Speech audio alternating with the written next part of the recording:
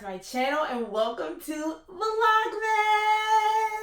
So I am super excited because we're doing Vlogmas again this year, and I hope you enjoyed it last year. If you're new and you didn't get to experience it, I hope you enjoy it this year. And for my returning friends, I hope you have fun this year with me on Vlogmas. So we are kicking off Vlogmas with a book chat, because you guys know that's how we start the month, and we're doing our book chat for November, and I have 4 books that I completed in the month of November, and I'm going to share them with you. Now, I am going to tell you 3 of these books I am going to be talking about in depth.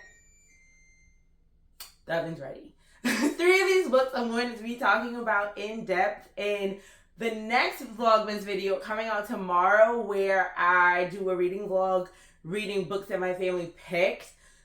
So I'm not going to go into super detail about ratings of whose books was best and all of that, but you are going to get a lot of detail in that video. So today I'm just going to go through what I read and tell you my quick thoughts. I just realized I bent this book. But anyway, the first book I finished in November is It's Elementary by Elise Bryant.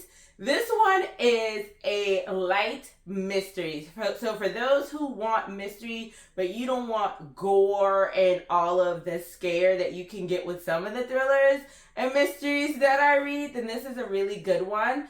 I thought this book was super cute. It gives elevated, like, Hallmark in the sense that it's Hallmark vibes, but there's a little bit of a language in here. So, I don't know if elevated is the real word. It's like more grown-up Hallmark. You get the entire Hallmark vibes, but there's a little cussing in this book, which I don't know if that's typical of her writing. This is like the first one I've read. It did not bother me. I felt like it played into, just the banter that was going on. Because, some people was talking out the side of their neck and they had to get checked real quick. So I was not bothered by it, but if you're somebody who doesn't like explicit language, then you might not want to read this one, or you might just don't say the word in your head. Anyway, so this book is about a woman by the name of Mavis who gets pulled in to be on the PTA as a DEI representative, and basically the president gets in it with the new principal, and all of a sudden Mavis sees this PTA president whose name is, what is her name? Trisha, carrying a bag out of the school, and then the principal goes missing. So that's what we learn on the back of the book. This book is super funny. It has such great relationships with Mavis, her friends, her ex-husband, who's her child's father, and she has like this great community, and that's beautiful to see because you don't always see that in the book. She is going through trying to navigate working and all of the things that come with being at work, being looked over, feeling unappreciated, but then also trying to be the best mom for her daughter, show up at the PTA, solve a mystery. I will say this book is super light, and then it gets to a point where you're like, oh dang. So it does get a little heavier closer to the end, and the thing you think is like the big focus, it turns out it is a big deal, but then they throw in like another thing and you're like, oh dang. So definitely watch out, be careful, because I peeped something and then I let it go because I was like, no, it can't. Just watch out. This is a good one. And this is by Elise Bryant. She has other books that I think are more like romance books, and I think one of her other big books are like Delilah and Reggie's Year of Falling, which is a romance, but that's not my genre, but I thought this was a cute one. The next one I read was The Nothing Man by Catherine Ryan Howard. This book was recommended to me by one of my book reading friends, and y'all, this book was so good. I absolutely loved it. This is a book in a book. So this book is about, and I'm going to read from the back because I don't want to give away something, so I'm going to paraphrase.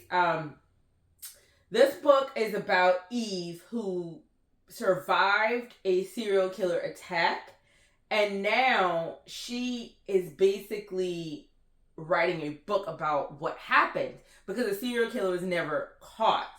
And then let's see. Okay, so it does tell you that.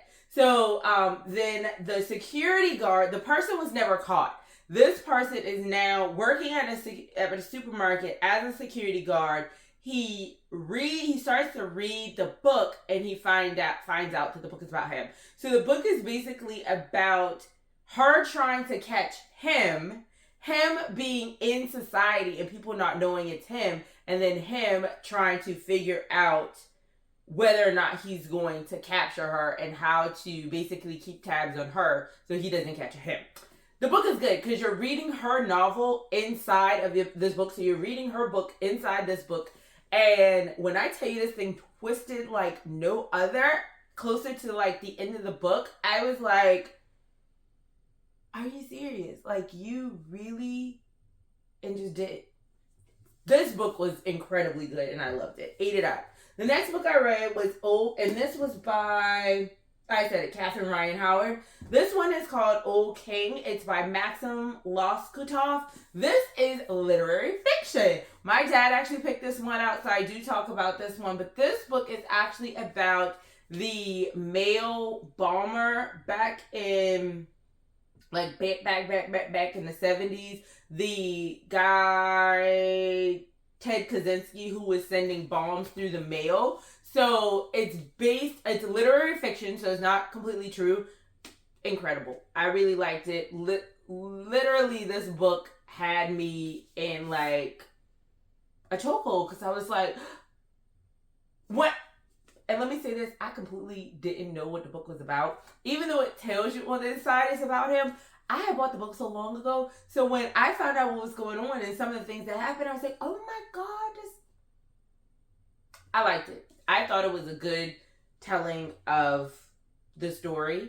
And I'm glad it's literary fiction because I was like, if this, what he already did was horrific, but then something happens and I'm like, that's even more horrific. So anyway, loved it. The last book I read was The Housekeepers. It's by Alex Hay.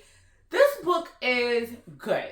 Okay? I didn't have any duds this month. This book is just really long to get to the point.